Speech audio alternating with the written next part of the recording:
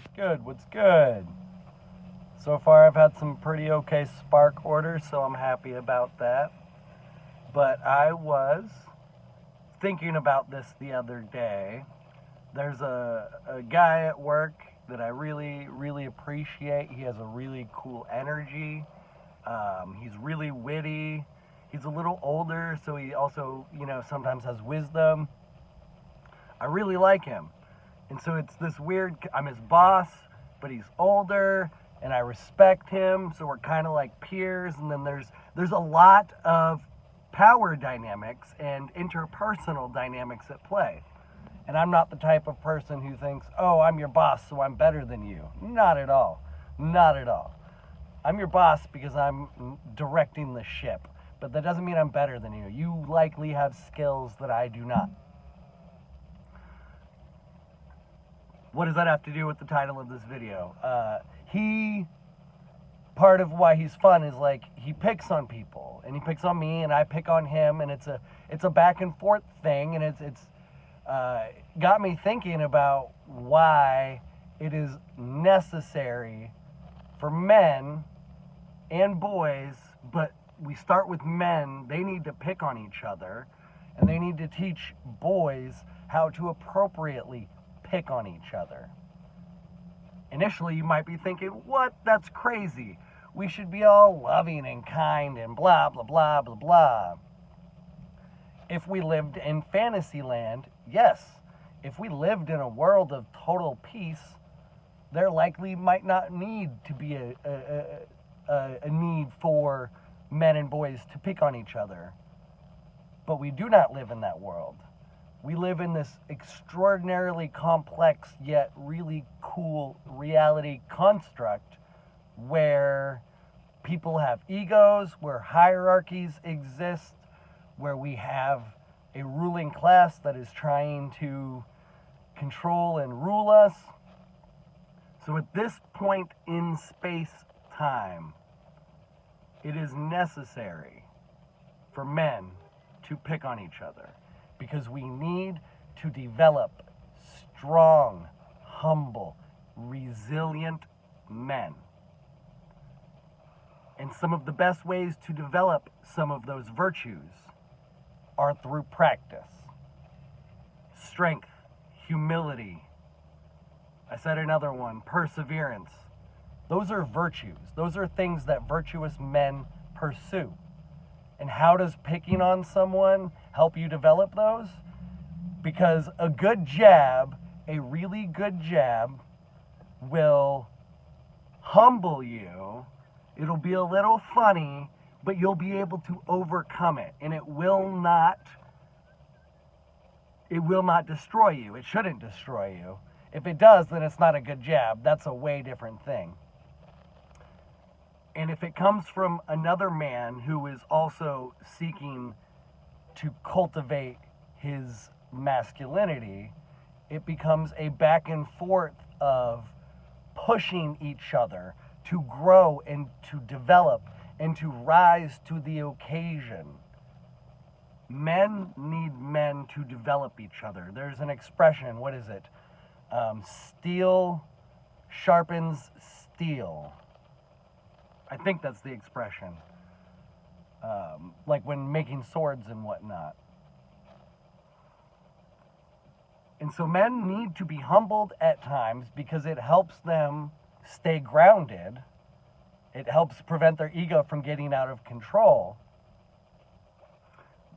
And then there's also that element I had mentioned of persevering, overcoming. These are little micro practices of resilience and humility and perseverance. That is why it is necessary. And I had mentioned earlier, and this is a very controversial thing to say, but I believe human beings fall within a natural sort of entity that is inclined to construct hierarchies. We are hierarchical. It's part of this whatever whatever this physical reality is, where we have egos and souls, maybe, and hormones, and we have biology and psychology and sociology and history informing us. Hierarchies are natural. And part of constructing the hierarchies involves the game of picking on. And that doesn't mean that the people at the top are they're not allowed to be picked on. They need to also be picked on, because the people at the top of the hierarchies need to stay humble. If they want to be virtuous leaders of their communities, they must remain humble. And so by having a community in which you are able to justifiably be picked on, because if you do make a mistake, because you are going to make a mistake, the mark of a good leader is a leader who acknowledges that they have made a mistake and puts forward a plan for how to prevent it from happening again, or for redirecting the ship.